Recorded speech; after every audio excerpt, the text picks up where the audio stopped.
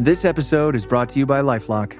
Not everyone is careful with your personal information, which might explain why there's a victim of identity theft every 5 seconds in the US. Fortunately, there's LifeLock. LifeLock monitors hundreds of millions of data points a second for threats to your identity. If your identity is stolen, a US-based restoration specialist will fix it, guaranteed, or your money back. Save up to 40% your first year by visiting lifelock.com/podcast.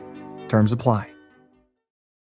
Subtle results, still you, but with fewer lines. Botox Cosmetic, onabotulinum toxin A, is a prescription medicine used to temporarily make moderate to severe frown lines, crow's feet, and forehead lines look better in adults. Effects of Botox Cosmetic may spread hours to weeks after injection, causing serious symptoms. Alert your doctor right away as difficulty swallowing, speaking, breathing, eye problems, or muscle weakness may be a sign of a life-threatening condition. Patients with these conditions before injection are at highest risk. Don't receive Botox Cosmetic if you have a skin infection. Side effects may include allergic reactions, injection site pain, headache, eyebrow and eyelid drooping, and eyelid swelling. Allergic reactions can include rash, welts, asthma symptoms, and dizziness. Tell your doctor about medical history, muscle or nerve conditions including ALS or Lou Gehrig's disease, myasthenia gravis, or Lambert-Eaton syndrome, and medications, including botulinum toxins, as these may increase the risk of serious side effects. For full safety information, visit BotoxCosmetic.com or call 877-351-0300. See for yourself at BotoxCosmetic.com.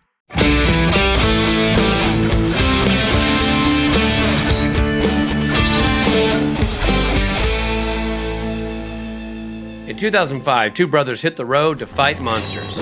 That road has led them to fighting demons, angels, and saving the world. It's a journey that is taking them to heaven, hell, and back.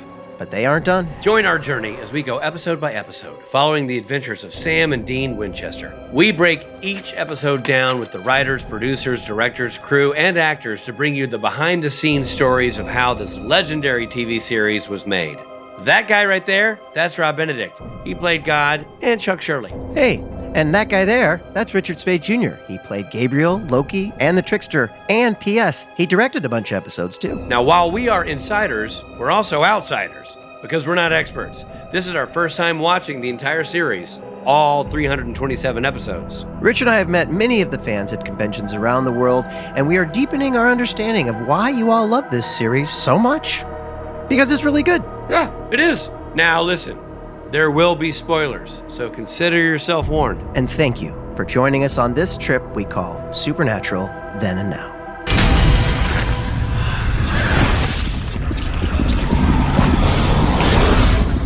Hey everybody, it's Rob Benedict. And I am Richard Spate Jr. And we're doing season 7, we're doing episode 7, we're doing an episode called The Mentalists. Don't confuse this episode of television with a television series that aired on the great Central Broadcasting Service, better known as CBS, for a period of years, upwards of 7 or 8 seasons, I believe, starring Australian super hunk Simon Baker. Yeah, but that was just one mentalist. Produced by Chris Long, lifelong friend of Bob Singer and Phil Segresha. Well, look at that. And guest starring a few supernatural people, including Emily Swallow. Probably Rob Benedict, I bet. And Rob Benedict, that's right. I did do a mentalist episode. Yeah, I think I was the only person in our height range not to do one. But that was a singular mentalist, and these are mentalists. Statistics. Hey, before we get going into the summary... Wait, I wanted to get going. Just let me say this. If you aren't a subscriber on Patreon, you can support the podcast. Which I'm not. Well, then listen up. Okay. You can support the podcast by subscribing on Apple with the click of a button and help us get through all 327 episodes. This button right here? Can I push this button? Yeah, push that. No, not that one. Ah! I'm sure Trey will have added a fantastic sound effect. That's amazing. Of an explosion there. All right, well, let's get going. So, yeah, subscribe and support the podcast so we can keep doing what we love to do. And that is this. The episode opens. Specifically this episode, by the way. The episode opens in Lilydale, New York, a town... Didn't you date a girl named Lilydale? No, I dated a girl named New York. Oh. Yeah. Different guy, I guess. Okay. A town known for its spiritual and psychic community. A seance is being conducted by a medium named Grandma Goldie.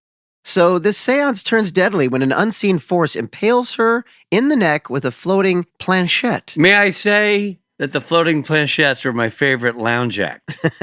And also, that was really gross. That thing really going gross. in her neck. Yeah, it was really was gross. really gruesome. I mean, I was like, oh, they really upped the gore factor in this one. Yes, extremely. And I felt bad for the old lady. Yeah, I wonder if floating planchette is any relation to Suzanne Plachette, who played Bob Newhart's wife. It's got to be. On the original Newhart. It's got to be. Everybody was thinking that. I'm glad you floated it out there. All right, this is the second mysterious death of a psychic in the town, following the murder of another medium, Imelda Graven. Melly, maybe they should go with highs and lows and not just focus on mediums. You know what I mean? I also could have gone with a large and small joke there, but I decided to go with the high and low. High and low. That's good. Imelda Graven was beaten with her own crystal ball. Is that in air quotes? The brothers have been separated since we last saw them. For stupid-ass reasons. Oh, they're just in a dumb fight. Hey, did you like the more backstory on the girl that Dean killed? Oh, I almost fell asleep during the opening teaser.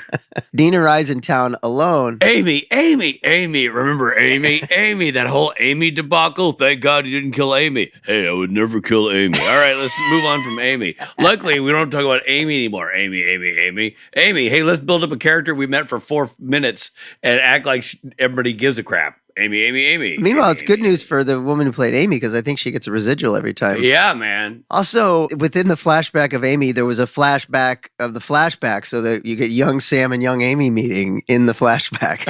I don't know if you saw that, but that was in the flashback. There was a flashback. A flashback in the flashback? Yeah. I kept thinking, for you, Robin, I was thinking surely Amy had something to do with Amy Acker in the tub. Because I know how you were yearning for a more active. No, but I was thinking that a man named Acker co-wrote this episode. And then I thought maybe we'll get him in a tub. Yeah. Well, maybe we'll have him on this episode and we could talk to him about it. Dean arrives in town alone to investigate the deaths, posing as an FBI agent. At a local restaurant, he unexpectedly runs into Sam. That was funny, that little hippy-dippy restaurant where they Yeah. remind me of that place on Larchmont. That's what it is, go yeah. in there and, Cafe Gratitude. Yeah. Despite the tension between them, they decide to work together on the case. A woman at the restaurant thinks they're the Winchesters that are on the run, but the boys are able to explain it away. They sure explain it really quickly, and she sure buys it real fast. Yeah. No, it's not us. She's like, oh, okay. Oh, okay. Phew. While talking with townspeople, they meet Melanie Golden, Imelda Goldie's granddaughter. Yeah, they do. Dean immediately takes a liking to her. Okay, they meet Melanie Golden, Goldie's granddaughter. Who's Goldie? I don't know, but this is her granddaughter. No, Grandma Goldie. Grandma Goldie is the medium that got killed with the floating planchette. By Suzanne Plachette. Right. Gotcha. Exactly. So she works as a medium as well, and she's skeptical of true psychic abilities, but she helps them investigate. Yeah, she does. They trace the deaths to a necklace Imelda had worn and passed on to Goldie. She sends them to the secondhand store where Goldie's possessions went. Uh-huh. The brothers suspect a vengeful spirit is behind the killings. Yeah, that makes sense. At the store, they meet the owner, Jimmy Tomorrow. I really recognize that guy. What's he? Oh, that actor works all the time. Yeah, Jimmy Tomorrow. I don't remember his last name being Tomorrow in the show. It was, yeah, because he gives him a card. It's like, I remember that because it's such an interesting, weird name. You know why? Because you saw it yesterday. That's why. If I had seen it tomorrow, I would remember. Then it would have all made sense. Then his name was just Jimmy, if you saw it tomorrow. I wish I saw it yesterday. I saw it this morning, early. Jimmy today. Yeah. He reluctantly gives the boys the necklace. However, the necklace turns out to be mass-produced, and they realize the killer spirit is still active. Yeah. You know, with today's tariffs, they may not be able to find that necklace. No, not anymore. They have to go to the 3D printer, make their own. Yeah. A psychic spoonbender named Nikolai Lishin becomes the next victim when he's impaled by floating silverware. Well, actually, they're floating him, and they lower his body onto the silverware that's sticking up on the table. Yeah. After a vision of his own death, the brothers speak with the investigating police officer and confirm the theory that the spirit is giving victims a vision of their demise before attacking. Melanie calls and invites the boys back to her house. Yeah, she does. Yes, she does. She confirms her grandmother had a vision of her death, too. Melanie receives a visit from her friend Camille, who soon has her own vision of being killed at 2 o'clock. Security footage at Camille's home shows a female ghost touching her head, confirming that the spirit is responsible for both the visions and the murders. Yep. Melanie recognizes the ghost from a photograph at the local museum. Yes, she does. The Winchesters investigate the museum and learn about the Fox sisters, Kate and Margaret, early spiritualists who lived and died in Lilydale.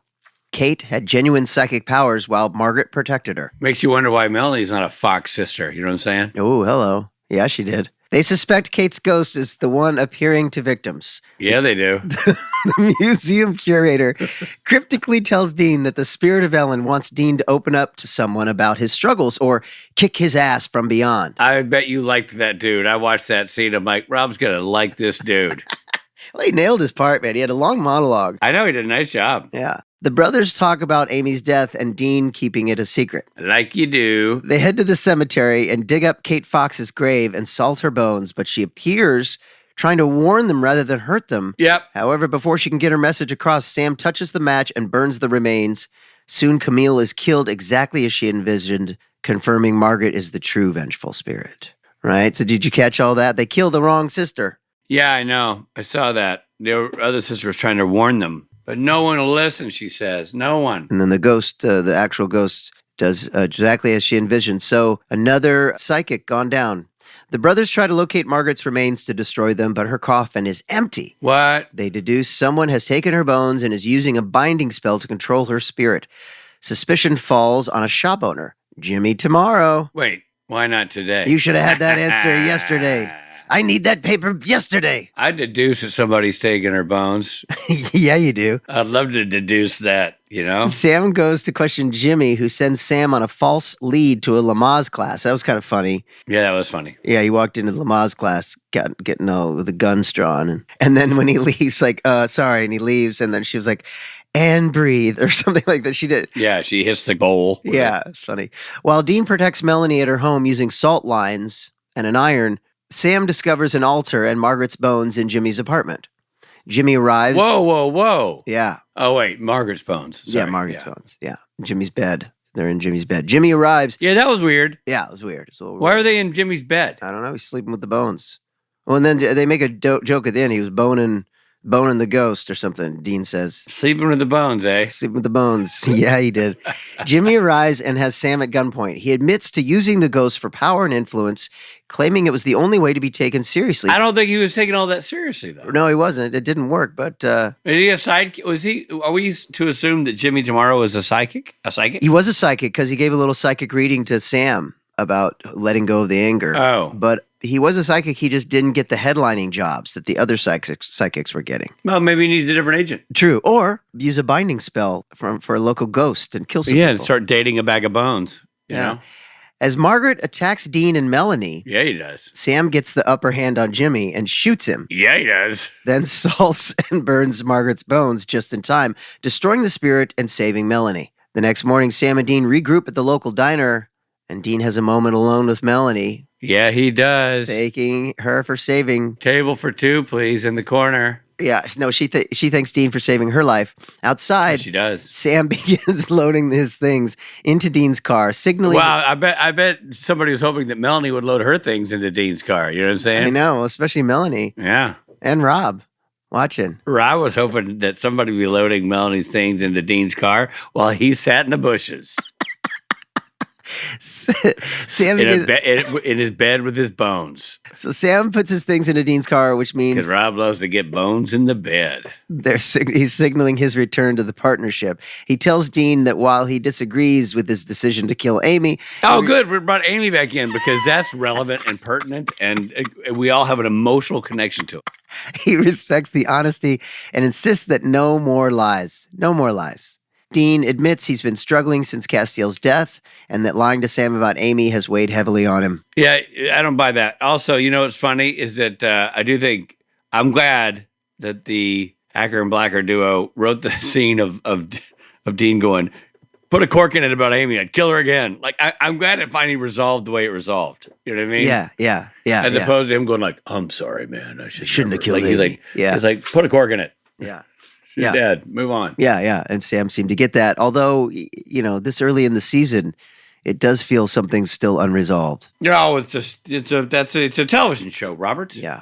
Things have to be unresolved. I know, but it doesn't feel like they're really back. No. And will they ever be? Worry, concern. Well, let's move on to the segment that begins thusly. Arr! Rob and Rich. Ratings. I liked this episode. It was fun. Yeah, it was really fun. I thought it was a good balance of humor and drama. Humor and drama. I agree. There's a lot that was fun about this episode. Like you said, the Lamaze joke was great. Yeah. I like the fact they got back to a monster and the boys were just kind of fighting old school. And old school. Again, I like the museum was good. The curator of the museum was good as a guest star. Melanie was really, really good as a guest star. Yeah. All the guest stars were really good. Yeah. I just enjoyed it. I thought it was an interesting kind of kept you guessing on what was going on for a minute there. Yeah. Yeah, I enjoyed it. It was fun. It was funny, the whole bit with the psychics and the Cafe Gratitude restaurant. Yeah, it was kind of old school Sam and Dean. I like that Dean comes into it and goes, yeah, you're mad at me, but let's work together. You know, they weren't uber sensitive. And I kind of thought it was a funny line. I don't remember where, I think it comes towards the end, but he's like, yeah, be mad at me, but don't be a bitch. Yeah, I know. And he took that. Oh. I did make a couple of Rob Dumb notes. Rob's Dumb Notes. Here we go again. Rob's Dumb Notes. Take my life again. Rob's Dumb Notes. Here's Rob with his dumb notes. Why did they have to get a different car? Why is he not driving Baby? Frank. Don't you remember? They're trying to separate themselves from being noted as the murdering brothers. So where's Baby? It's just they've hid it somewhere. Baby is elsewhere. Okay, so he just hotwires a car at the beginning, and that's their new car. Or they go to Bobby's junkyard. I mean, don't forget they have access to. No, we saw him steal it at the beginning. Oh, we did? Yeah. At the end of last episode? No, this episode. That's why I was like, wait, why is he stealing that car? It was like you don't see him bury Baby, you just see him sort of walk in and steal a car. Here's the other dumb note. One more dumb note for this episode. Sam's sideburns are really on point right now. They're literally on point, but they're coming. Jared's got these sideburns that go like, look at me. Yeah. They go pointed on his cheek into like. Yeah, I know. They kind of point to his lip. Yeah. They're really like old school. He's really working those pointy sideburns. I can only assume that that's on purpose, building up to an episode where he has to play Elvis. Right. Because otherwise there'd be no point in having such dramatic sideburns. Yeah, that or like a pirate or something. You know? Yeah. Okay, so let's get into our beards then. What beard are you thinking? I'm giving this a nice solid one. I'm giving this a Kenny Rogers. I think it's a good episode. Nice full, maybe just a step back from perfection, so not Stapleton, but I mean just fun throughout the board. Throughout the board? Throughout the board. Fun throughout. Funny, but also dramatic. They kept the storyline of the brothers going without beating it to death. I thought it was a good balance across. And again, I do think that Melanie being a really great guest star helped move the story along in a really good way. Okay. All right. Along those same lines, I'm going to give it the Zach Galifianakis. Okay. I'll take that. Solid beard, funny beard. Funny beard because it's funny. Yeah. Because he's funny. Yeah. Solid all the way around. Not like our top tier beard, but a really solid beard. Pretty solid, man. I would say if I walked out at the end of my life and St. Peter gave me a Kenny Rogers and a Zach Galifianakis, I would think I'd led a good life. You know what I mean? Yeah, I'd be like, what the hell's going on? But yeah, I think that too. Well, I'm dead now, and I'm getting a rating. And obviously, and the Lord has moved to a beard rating system because it's obviously so successful here on the podcast. Right. And are they actually there? Is Zach Galifianakis there, or is he giving you that? It depends on if he dies before me or not. Okay, all right. We'll get into the details of that later. But in the meantime, let's get on to this interview. I'm super excited about this. We've got a guy that happens to be a good buddy of ours that we didn't know when he wrote for Supernatural. No, we did not. And he never wrote for Supernatural while we were watching on Supernatural. He certainly did not. But he is, along with his partner, are Ben Acker and Ben Blacker, and they wrote this episode. They're also the creators of the popular podcast and stage show, The Thrilling Adventure Hour, that's been running for over 15 years and has starred the likes of Tim Amundsen, as well as Richard Speight Jr. and Rob Benedict. So many great performers have done Thrilling Adventure Hour. I mean, amazing performers. We're huge fans. Yeah. And huge fans of these writers. They've also written for Marvel Comics on such titles as The Thunderbolts, Deadpool, Wolverine, and Star Wars. And we have one of them with us today. His name is Ben Acker, and here's our conversation with Ben.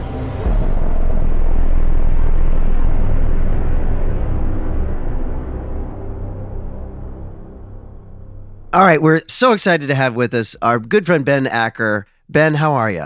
Couldn't be better. Everything's great for everyone right now all the time, right? Yeah, right. Oh, my God. Easy Street is the hardest question in the world right now is how are you doing? That's true. Like in the micro, if I don't look around at anything. Yeah. It's fine. Yeah. Well, I do want to say, if this has any influence on it, your haircut looks great. Yeah, your haircut looks good. And I feel like it's newish, It's last month. That's what I'm saying. I mean, I haven't seen you in a while, but that's a freshly shorn look you got going, and it works for you. I recommend Liliana to anyone who can. Anyone who can afford her. That's right. I do pretty well. Let's start there. We're lucky to know you, but we actually met you after the fact and kind of like almost coincidentally both had something to do with Supernatural. That's right. Because you wrote on it during a period where Rich and I were not on it. Right. How did the opportunity for this episode come to you guys? We were new to the show and new to being staffed on a show. Right. I'm sure you've gone into how the room worked on the show. Yeah. But the thing is that we had not watched so much Supernatural when we were hired. Ah. And it was season 7. Right. And so the fact that we were a team meant there were 2 of us. I don't want to get too technical. Stop me with any questions. So my writing partner, Blacker, who sends his regards to all of the listeners. Right. Yes. He started watching seasons 1, 2, 3, like moving forward. And I was watching seasons 6, 5, 4, moving backwards, so that we had as good a knowledge of the show as we could have going into pitching ideas for the show. Right. Smart, clever, divide and conquer. Right. And so what we ended up happening was we pitched a handful of ideas and we were given a halfway encouraging response, which was, these are great ideas. They're really in the voice of the show. They all were episodes in season 3, which we hadn't gotten to yet. Oh, man. That's hilarious. Show me a show where season 3 isn't the best season. So like we were on it. Right. Yeah, exactly. Your high watermark of pitches. And so I think I want to claim credit for the idea of Lilydale, the most psychic town. I feel like that might have been ours, but it definitely might have been someone else's. I mean, it works. It really works. Let's go. Let's just say it was yours. Because why not? Nobody can argue that point now. Just hold that thought. We're coming right back.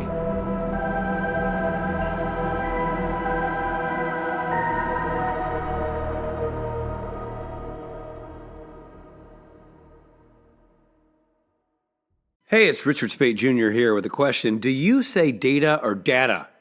Well, at the Spate House, we say data. And for the longest time, I thought paying a fortune on my monthly data plan was just normal. Well, that was until I found out about Mint Mobile and their premium wireless plans that started about just $15 a month. $15 a month? That is a fraction of what I was paying with the other guy. No more breaking the bank to be a cell phone user. Mint Mobile has made it easy, and Mint Mobile has made it affordable. It is time for you to say bye-bye to your overpriced wireless plans, jaw-dropping monthly bills, and unexpected charges. Mint Mobile is here to rescue you. All the plans come with high-speed data, or data if you're one of those people, and unlimited talk and text delivered on the nation's largest 5G network. Use your own phone with any Mint Mobile plan and bring your phone number along with all of your existing contacts. So ditch overpriced wireless and get 3 months of premium wireless service from Mint Mobile for $15 a month. Data, whatever. No matter how you say it, don't overpay for it. Shop data plans at mintmobile.com/supernatural. That's mintmobile.com/supernatural. Upfront payment of $45 for 3-month 5-gigabyte plan required, equivalent to $15 a month. New customer offer for first 3 months only, then full price plan options available. Taxes and fees extra. See Mint Mobile for details. Hey everybody, it's Rob. Well, this is one of my favorite times of year. It's spring. It's the baby days of spring, and spring to me means spring break. It means traveling. Means taking a fun trip. I personally am going to Boston and New York with my daughter to look at some colleges. And so when you're going on vacation, you need some good vacation outfits, some good vacation accessories. And a great site that I recently found out about that has all these things, Quince, which has high quality travel essentials at insanely good prices. Like lightweight shirts and shorts and pants for any occasion. I got a this was in the middle of winter, but I got a pair of cords from Quince, a good old-fashioned pair of corduroy pants. And what's great about them, it's made with really good material. See, what Quince does is they partner directly with top factories. And the other thing is Quince works with factories that use safe, ethical, and responsible manufacturing practices. So you don't have to feel weird, like, where did this come from? Anyway, I got this pair of cords, and they're great. The material is great, and it's breathable, and it's has a little stretch to it, and I just love them. So I'm personally going to go look for a spring pair of pants so I can bring that to New York and Boston with me and impress the locals. So for your next trip, treat yourself to the luxe upgrades you deserve from Quince. Go to quince.com/STN for 365-day returns plus free shipping on your order. That's QUINCE.com/STN to get free shipping and 365-day returns. Quince.com/STN, as in supernatural then and now.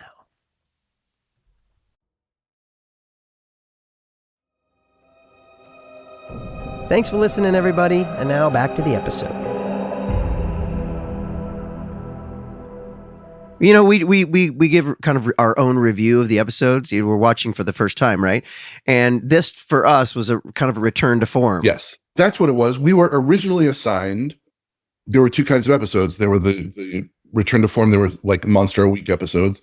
And then there was like season arc stuff. And so we were assigned, I think it was like the boys' first time meeting the Purgatory monsters.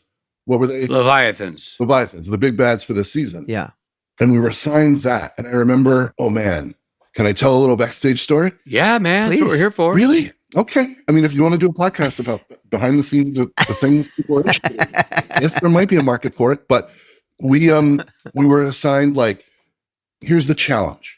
There are these unkillable monsters. Eventually, we'll find a way to kill them. But at this point in the story, they are completely unkillable monsters. And the boys are going to meet them. And so if the boys see them, they're going to try and kill them. And if they see the boys, they're going to kill the boys. And that'll probably be the end of the show Supernatural. I mean, so we don't want to do that, but that's what will happen. So, like, thread that needle, guys. Welcome. Right. Welcome to the show. Thread that needle. Right? Easy. So easy. It's not our first rodeo fruit of coming up with how to, fight a monster in a thought experiment. So we had this, we came up with this notion that was like, okay, so say the Leviathans killed a bunch of people in the teaser. That's what happens in a teaser. And then when they encounter the boys and the boys discovered, oh man, they are unkillable monsters. Our thought was, but the boys know how to, like, to and from ghosts, and ghosts are unfinished business guys. And so, like, we've seen them kill a bunch of people. Why don't they summon the ghosts of the people they killed and use the flurry of angry ghosts to get out of town? We were like, that's the hard part of the assignment, right? Right. You guys know the story, but maybe the audience doesn't know the story of it's Laurence Olivier and Dustin Hoffman, where very famous story, but please tell. Hoffman needed to be out of breath and marathoned as the titular superhero marathon man for a scene. So he ran around, came back, was ready to do the scene. And Sir Laurence Olivier said, dry as the Sahara Desert.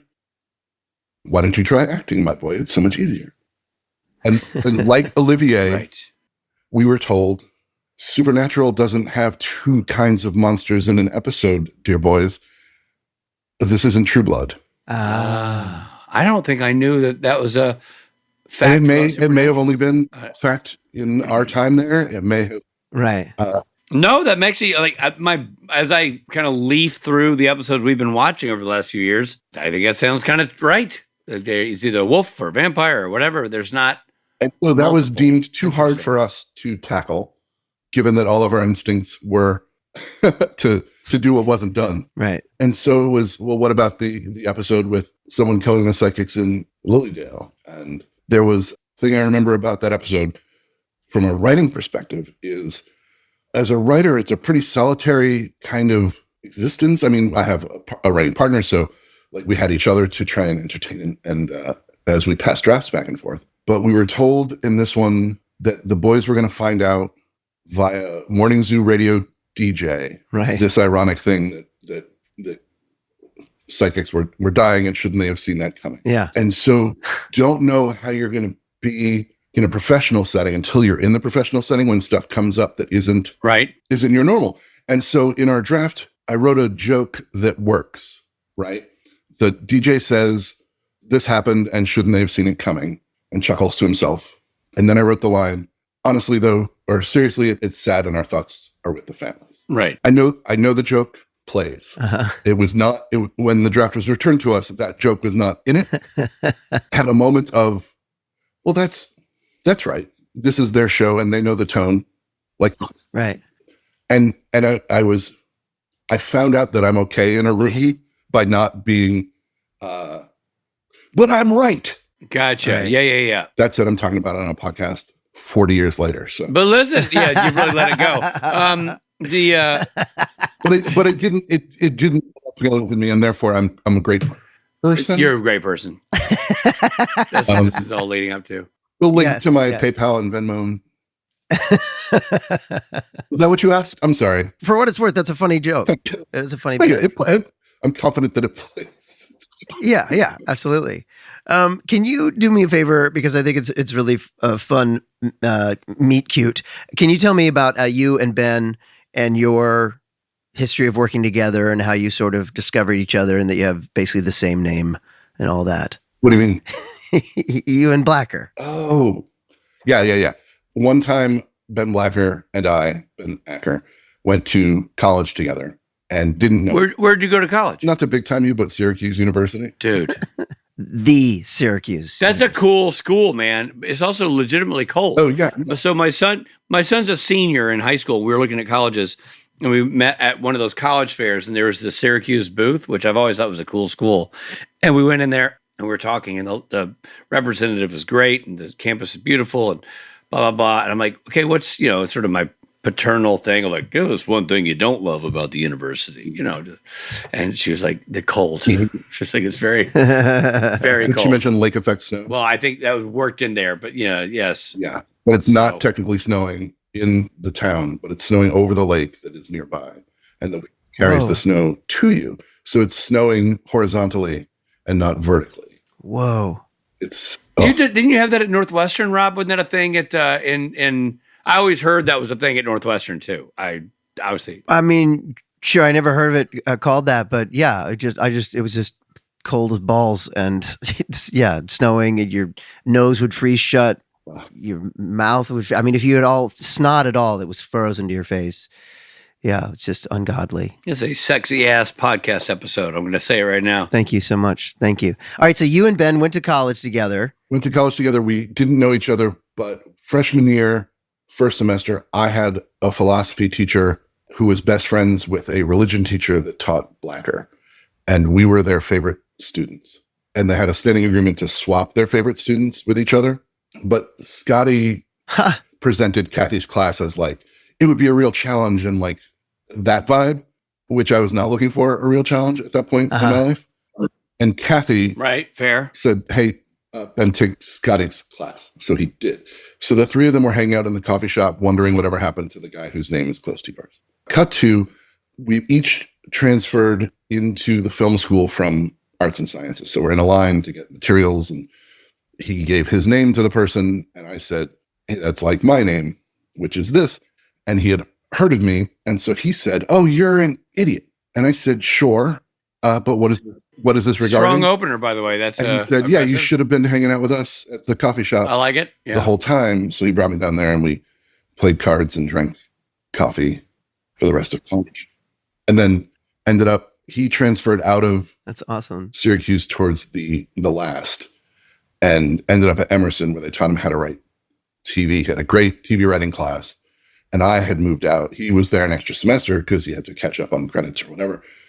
And I had moved out to LA and was working as a production assistant on the Will and Grace program, which they did not like me answering the phone, the Will and Grace program, which that's their prerogative. They really are. That's stuck in my craw. Heavy-handed over there at the Will and Grace program. That's stuck in my craw more than cutting my awesome, sweet DJ joke. Program too, not program. Well, that's right. It was a class act. And so I was trying to figure out how to make it in show business, and he had taken the TV writing class. And so we started talking about it, and then we ended up he taught me how to do it, and we ended up doing it together. We wrote a handful of what would now be called fanfic, but at the time was called spec scripts, Right. of Buffy episodes. Ah. And just the writing together worked in every way that it could. Every different style we tried just straight up worked. I read That's awesome. second draft, I read the first half, you write the second half, we swapped everything. And he was the structure guy and I was an ideas guy. And it took. And it's been that ever since. That's amazing, man. That's really amazing. So how many years are we talking about for a partnership here? I mean, does it take us out of the professional running to say how long we've been at it? If No, I think it's cool. You guys have 30 years? Yeah, 99. I mean, dude, you kind of are an anomaly in that there are a lot of brother teams that are, sibling teams that last. But it's cool that you guys have, even though you're, phonically very close to brothers, but not genetically. So no, it was 2000 because it was our first go round was when there was almost a writer strike. And so the networks were stockpiling shows, and Who Wants to Be a Millionaire and Survivor were right. Just getting started. kings of the hill. Yeah. right. It was, it wasn't until he ended up going back home and I took Second City courses to supplement my writing skills and ended up in the Largo scene, the alternative comedy scene. That way I was a door guy turned writer for comedians at Largo, and then came back to LA with aspirations and dreams, and we got the band back together, and I had collected actors and comedians in the friend group, and we wrote a feature and had a reading of it and realized, oh, these people are great people and talented for miles. How do we exploit our friends and get our chops? And so we started a stage show in the style of old time radio. It would be a monthly thing because I had worked on monthly variety shows in the alt comedy scene. So I had a sense of how to do that. And we realized if we do a pretend radio conceit, then we don't need to ask anybody to memorize anything. We can put scripts in their hands and it's part of the vibe of the thing. We can play with genre. We can get our chops in front of an audience as we get our Malcolm Gladwell hours, we're presenting people who already have theirs. Mm-hmm. So we seem a lot further along and we can catch up to them. And it kind of genius. In the thing we did for every month, we did an hour and a half, 3 different segments that were basically sitcoms, but genre-y. Yeah. For 10 years straight. Yeah. We took a break and we put a pin in the live show, which had become by that point a podcast. 5 years in, we changed venues and we got to record it and podcast it and found an audience all around the world. It's been amazing. Pleasant is amazing. And so we were we have to put a pin in the stage show because it's all we're doing. And we'd love to keep continuing this in other forms. So we had those aspirations. Some came to fruition and some were thwarted, but it's now the 20th anniversary of that first amazing March. Just amazing. So we just had it. And so we're actually taking it around a little bit. Oh, cool. This year. It's a celebration. We were in Sketchfest to start the year, and we just came back from a trip to Chicago. We did an LA show, and then in the fall, we're going to New York. Great. And London, where we've never been. Amazing. So where do people find Thrilling Adventure Hour for those who are not savvy to it? Where can our listeners Wherever go pods are cast. Great. We have a Patreon that's $5 that will never be more than that. And it's you can get all the episodes. If you go to iTunes or whatever, there's a great amount, a copious amount of episodes of this show. But if you want them all, you can go to Patreon. You can pay the $5, get all of them, quit the Patreon, and you're done. But you can stick around because we're always putting stuff out there. And now, how to game the system with our host. We do a couple of shows a year. Each show has 3 segments, as I say. And so that gives us, stuff to put out over the course That's of the year. awesome. It's so great. And the cast is this amazing thing. We came out of retirement, semi-retirement, in the pandemic to do a Zoom kind of based show. Mm-hmm. And it was meaningful to us to spend this time playing with our friends and provide a different feeling than the prevailing one outside. And Yeah. it feels a little akin Yeah. at this moment. That's awesome. Yeah, we love it. That's really cool. Feel lucky to have been a part of one of them. And all right, it's swinging back around to Supernatural. Had you? Podcast. I mean, it's your podcast. We're doing our best to go through our list of questions that have been written out, so we can act like we can at least look like we know what we're talking about. Yeah. So have you been to Lilydale? No. No. So, but you knew about it? Either we did or whoever pitched it. Like it's the Right, kind right. of thing that like somebody found it. It's Right. like it's an interesting real life thing, like Right. to tie it into like Houdini and stuff. Yeah, crazy. Is this in the episode about like the origins of spiritualism and stuff? Well, we talk a little bit about the mythology, and it was the center of spiritualism, and sort of, I mean, those Fox sisters are real. and that they're real. Yeah, we just found that out. I got the sense that there was some history here. Or the Campbell brothers real? Oh, I don't know. It felt like, well, I'll tell you this. If it was fake, they were treated with sort of a reverence that felt real, which is cool for the setup of the story, if that makes sense. Yeah, and have you ever gone to a seance or had a psychic reading or anything like that? I have had a psychic reading because I've been to Hollywood parties, Yes, yeah. but yeah, I don't think it took. I was at some Hollywood party like that where these people, and they have typewriters, Oh, and they basically just look at you and type out kind of a poem about what they see that you are. You've done one of these? I did that. Yeah, I mean, I was at a party. Oh, wow, trippy. Yeah, that was the. You can hire these people to come and right. They're not roving heroes. That Yeah. stay and go. People need to be assessed. right. Do you personally buy into any of it? Me? Yeah. Or do you think no way? There's no way this is. I just like the me, like, no, me. Oh, you're the. I think Richard's probably got a good answer, but I don't super believe it, but I love it. Yeah. Like Right. it's a thing that I would love to do, the thing where it's close enough that you're like, yeah, okay. Yeah. But also, if anyone does believe it, I believe them. Yes. Like I'm in for their perspective on the thing. That's well said. Yeah, for sure. Like a true fan. You know what I mean? You know what it is to be a fan of something too, right? Yeah. Yeah. It's the same kind of thing. Like I don't know if I believe, but I'm a fan of it. I like, you know what I mean? Yeah. I'm I'm in. down. Yeah, I love that you Yeah, are. Yeah. And like it'll all be cracked stories somewhere. So like Yeah, exactly. you put that in my pocket. Yeah. Even if it's not like resonant at this moment, but like, Yeah. but also like I find it hard to be a complete non-believer in things too. Like, Right. yeah, anything's, You know, Mark Shepard always says at conventions that he's like, I don't trust somebody who's not a fan of something. Yeah. yeah, You know, and I think there's some truth to Yeah. right. If you guys want to do a Deadwood podcast, let me know. that. Oh, dude, love Deadwood. Yeah. We can get Jim Beaver. And Tim Amundsen. Yeah. Question for you: how did you guys end up on Supernatural? Like, I know how you ended up writing this episode, but what was the hiring process like for you guys? So one of the pieces of the stage show it's called Beyond Belief, and it has Paul F. Tompkins and Paget Brewster as married mediums who would rather drink Which is one of my favorite parts of the whole podcast you guys do. and encounter spirits of the other kind. And thank you. And so we had done in that plays on monsters, and we got to talking about that in the interview for the show.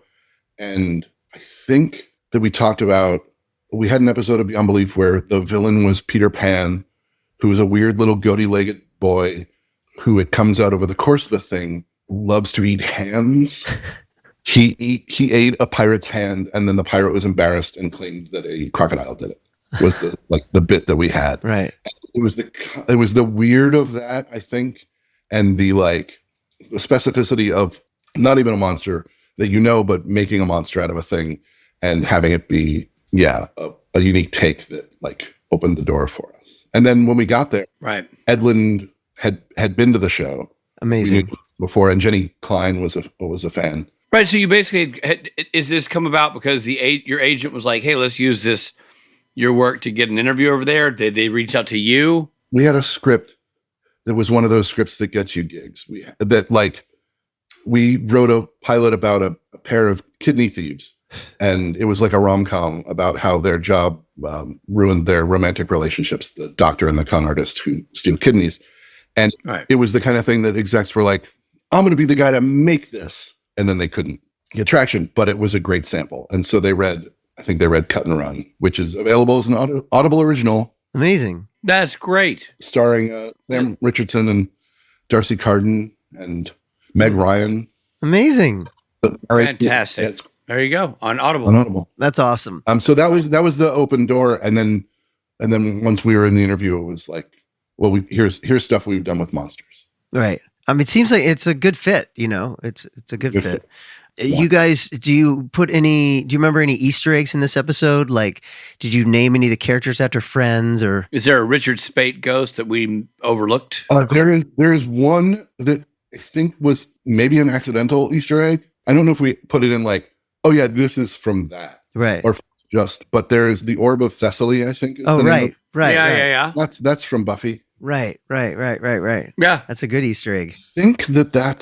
I think that's the Easter egg. Did you guys come up with the name Jimmy Tomorrow? Do you remember there's a character named? Oh, that is half an Easter egg because Johnny Tomorrow was a character that I had written into a thing at some point. So, oh yeah, this is brother Jimmy. Yeah, it really stuck out. Johnny Tomorrow, was a when I was at Second City doing sketch. Johnny Tomorrow was a true psychic working at the Psychic Friends Network, making calls instead of receiving them and telling people what they didn't want to hear.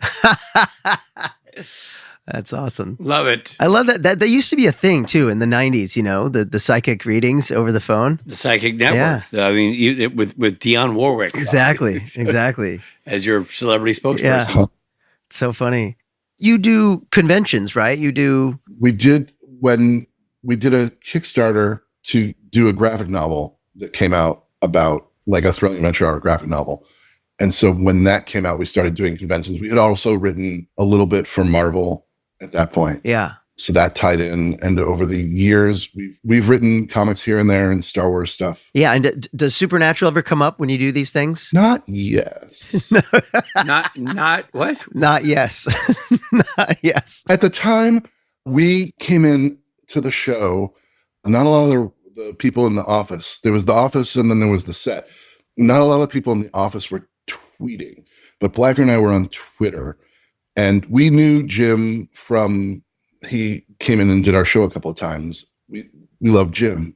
And he came in to like say hi to the writers at the beginning of the season. And between us and Edlund, Jim, I think, tweeted all the writers or half the writers on Supernatural are named Ben now. And it led the Supernatural fandom to follow us. And this was a time where Castiel was turning evil. Mm-hmm. And there was a big hashtag moment of Save Castiel. And a lot of it became directed at us because we were the only people in the writer's room tweeting. And it was so far above our pay grade to like address it. And like, so like people would campaign at us and we'd be like, that's not our department. We just got here. And you know the show, you know how it's go. Like it's not going to work out, and eventually it will. Yeah. Like at this moment, like you gotta. And it was an interesting thing, just having a bunch of Twitter followers. All of a sudden, they treated every tweet of mine, and my tweets were real dumb. My tweets were like, well, they didn't think so. They thought they were gospel. No, my tweets were intrusive jokes. Like I got to get this joke out of my head so it doesn't show up anywhere else, and like I can go back to it if I need it. I remember I tweeted a tweet that was, I'm on a sea monster diet. If I see a monster, I eat it. It was spelled SEA because like that's the joke. It works written down. The fandom was like, there's going to be sea monsters this season. Guys, no. But Blacker tweeted that he was going to have a coffee with a friend of ours. And I tweeted, tell them hello, hashtag save Castiel. That must have started a thing. Yeah, it wasn't well received like I thought. It wasn't cool. Yeah. I'll take this opportunity. Yes. Sorry, guys, I didn't mean anything, but I was like being inclusive, I thought. What a timely mea culpa. Like just on the heels of the event, minus 16 years. That's right. Well, Ben's a great guy. Please forgive him if you're a Sea Muster fan. Please forgive him. Please take our word for it. I think that they have come around. Yes. Because like the amount of like you guys and Amundsen. There's a gentleman who played Castiel. The gentleman who played, Misha Collins. Yes. That's right. Yes. He has a name and everything. Yeah. He came and did the show and played a goofball angel at one point. Yeah. I feel like the audience is You've earned it. You've made good. is the kind of good people who, like, if those guys are all pals, then Acker and Blacker are probably okay. Probably. Let's just say, if you haven't heard the Thrilling Adventure Hour, go check it out. Oh, man, you got to check out Thrilling Adventure Hour. And I'll go one further. Listen to the podcast. Go listen to as many as you can. Right. But if it comes to your town or you're anywhere near a live performance, go see it. It is a callback from a past when theater was at its top form. I mean, the idea of the radio drama or radio comedy, radio performance, weirdly, is a lost art, but also a found art now that podcasts do live theatrical tapings now. So in a weird way, it'll look familiar to some certain people in a way that it wouldn't have 15 years ago. But it is still a touchstone to what led to TV, the old radio plays of the old days. And it's so well done. The performances are knockout performances. The writing is razor sharp. Smart and funny, and Yeah. And I think Supernatural fans would particularly dig it too. Lest you be concerned, it doesn't traffic in old-timiness. Right. No, not at all. Sorry, I should I should say it's a... People think, and it's like, no, it's contemporary. Oh, it's super contemporary. I mean, the jokes are super funny and smart and clever, and right now... Well, people are like, Rich Spate likes it. It must be ancient. Wait a minute, this isn't in black and white when you go to the theater. We found out after the fact that we were the first narrative fiction podcast. Amazing. And like in finding that out, we found out that there were more. Wow. Cool. How dare they? A little bit. You should have had a no compete clause. It turns out that as podcasters, we can't crush anyone. Have you found that other competing supernatural podcasts where you're like, run them out of town? I will crush them. Town. This will be your last day. Everybody go check out Thrilling Adventure Hour. And of course, we will have you guys back on as a duo, hopefully. But you know what? Or maybe we'll just have him. But either way, it's great chatting with you, Ben, man. Seriously, been too long. Yeah, it's good to see you. Oh, it's nice. It's been so nice. I feel like we could go on and on. How are you? And we can. Shall we? And How we are should. you guys? What's new? Oh boy. Let's not have that conversation. Wait, but that's how we began. Yeah. I forgot how are you guys? Things are great. It's great. Let's stay in the mythical It's a present. great time. Good time to be alive. All right, thank you, buddy. Really appreciate you. Thank you for coming and doing this. Thanks for having me. Thanks, Ben. Hey there, this is Jared Padalecki, and I hope you're enjoying the episode. But we gotta pull over for a second for some messages.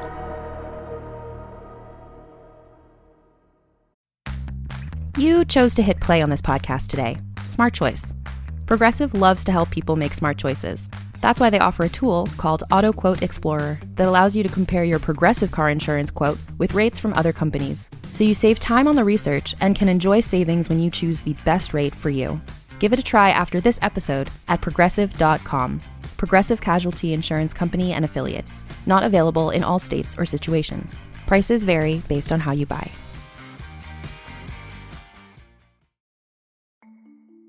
There are many ways to entice a potential new customer with flashy branding and calculated marketing strategies. But at the end of the day, the success of a business comes down to the ability to close the sale.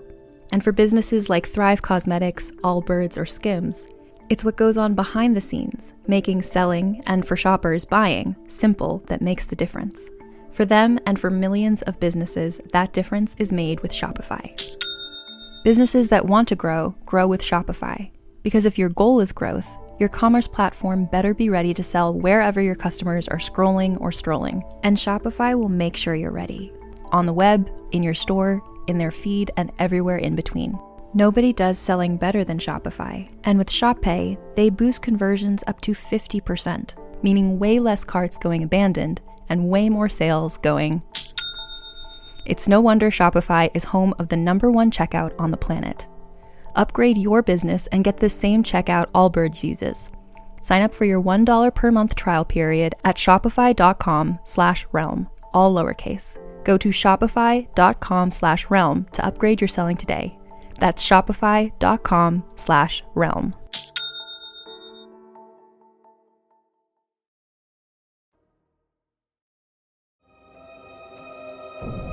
Hey there, thanks for listening. Now, back to the episode.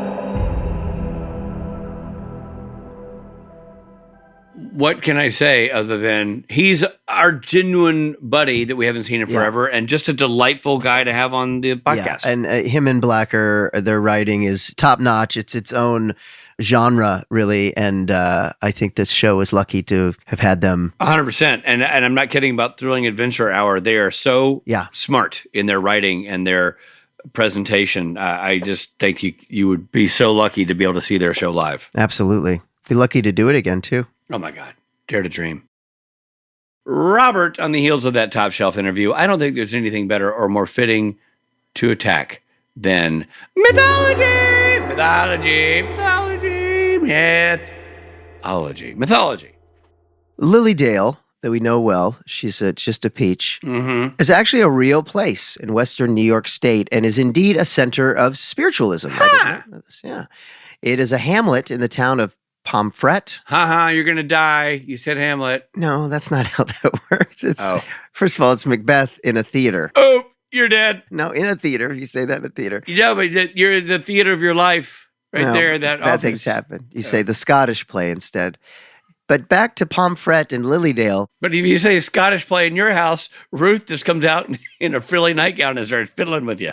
Yeah, well, or hits me with a bat and then goes back in and there's 3 more whatever months you're into, you know what I'm saying? And then there's 3 more months of winter. Founded in 1879, it only has a population of around 300, but swells in the summer for swell in the summer. That's so ironic. Yeah. You're very similar to the town of Lilydale. Yeah, just like my glands. For spiritual festivals and psychic readings, it contains one of the oldest pet cemeteries in the United States. I knew that. Really? You didn't know Lilydale was a real town? You knew that? It's a tight-knit community of psychics and mediums. A person cannot purchase a home in Lilydale. Maybe if it's too tight-knit, they should move from psychics and larges. That'd be less tight-knit. So listen, you can't purchase a home in Lilydale. You must join the town assembly and apply for a lease. That's tempting. I think I'll pass. Rich, what about the Campbell brothers? Well, the Campbell brothers, soup overlords, were real mediums in the 1890s. Alan Campbell and Charles Shrouds were not brothers, but get this, Rob, much like Jimmy Tomorrow and his bag of bones, they were lovers. What? It is said they introduced the use of a spirit cabinet. Yeah, they did. Oh, shoot. Now I'm concerned because at Rob's living room, he has what he calls his spirit cabinet. And he's always saying, Rich, why don't you come over and drink this potion and sit in my spirit cabinet?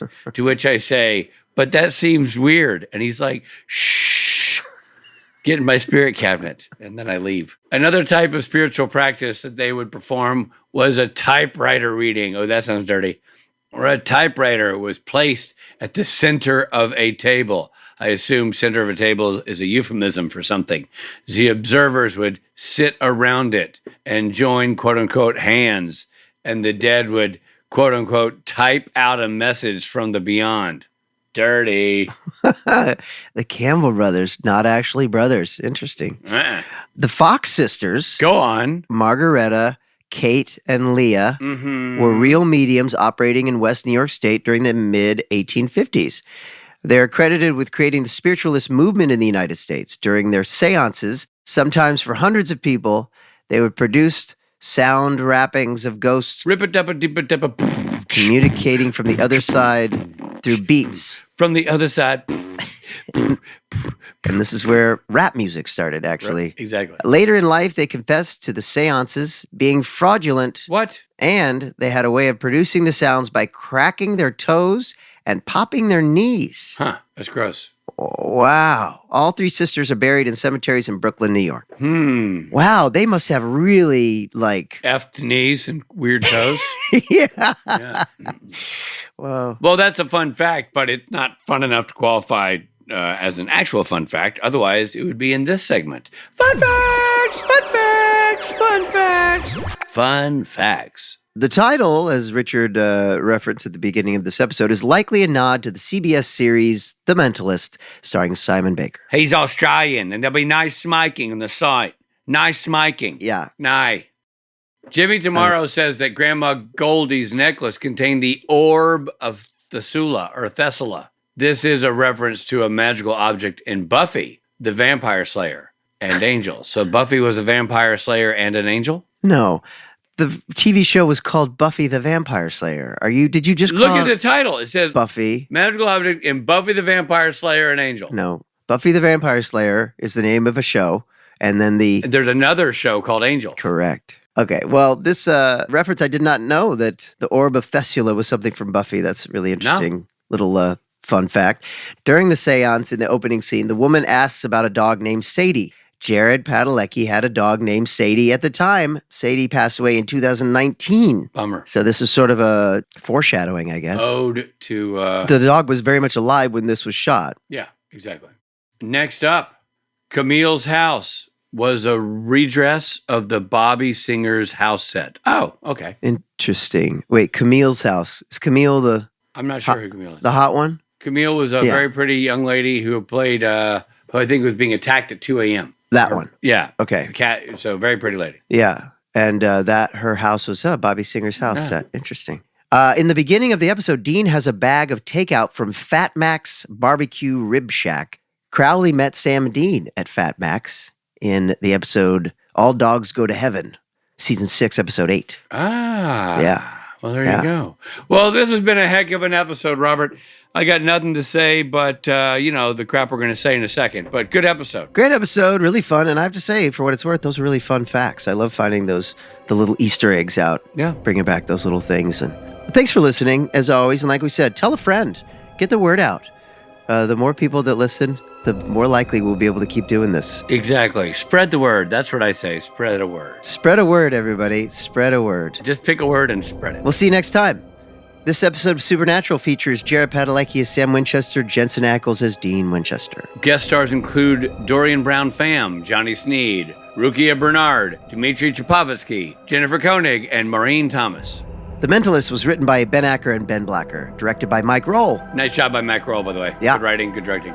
Editing by Nicole Baer, music by Jay Gruska. The assistant hairstylist on this episode was Francis Smith. That explains the sideburns. Executive produced by Robert Singer and Sarah Gamble. Supernatural was created by Eric Kripke. This episode originally aired on November 4th, 2011. This episode of Supernatural Then and Now was hosted and executive produced by Richard Spate Jr. and Rob Benedict. Produced by Stephen Hine, written by Stephen Hine and Haida Holscher. And edited and associate produced by Trey Booty. What's up, Trey Booty? Music provided by Tim Wynn. The episode was recorded with the help of Sonic Fuel Studios. This podcast is from Story Mill Media. Follow the podcast on Instagram and YouTube at SPN Then and Now. Become a member of the podcast to get early access, chat rooms with other podcast fans, and video interviews at patreon.com/SPN Then and Now.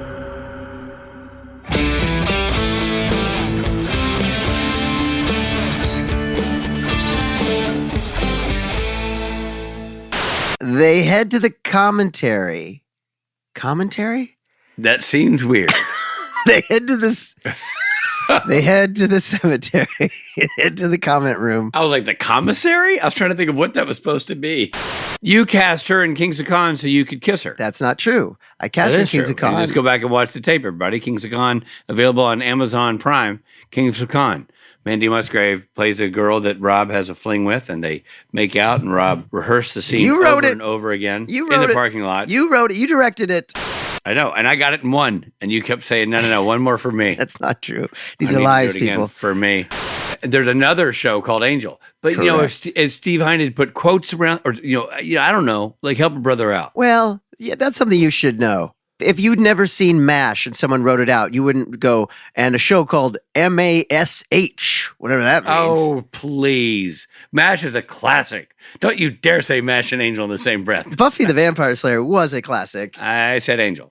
As they leave the museum, or as Steve Hine likes to say, as they leave the museum.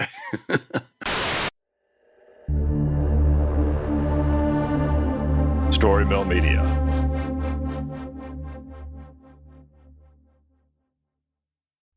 Welcome to the ultimate social deduction game, Blood on the Clock Tower. The evil team must stalk the streets at night, hunting down members of the good team one by one. Meanwhile, the good team must outmaneuver the evil team using their unique abilities. I'd like to kick things off by telling you all that I'm possibly the demon.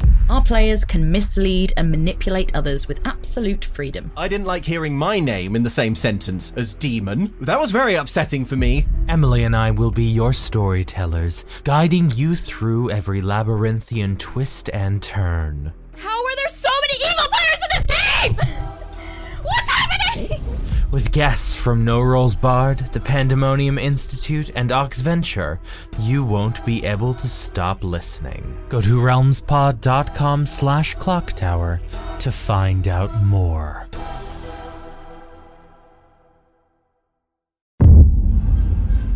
Welcome to Gotham, Jimmy. It's not as bad as it looks.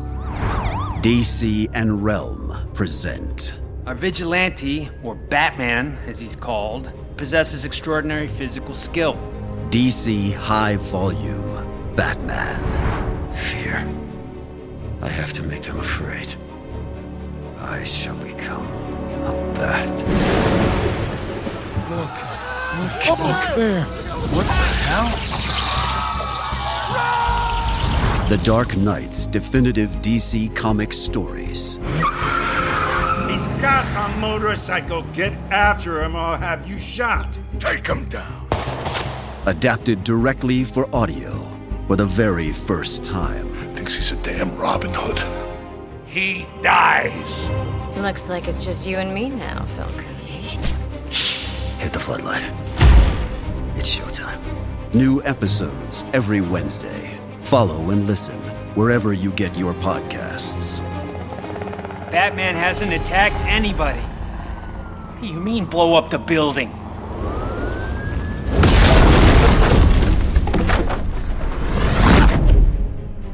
From this moment on, none of you are safe. DC High Volume Batman. Available now.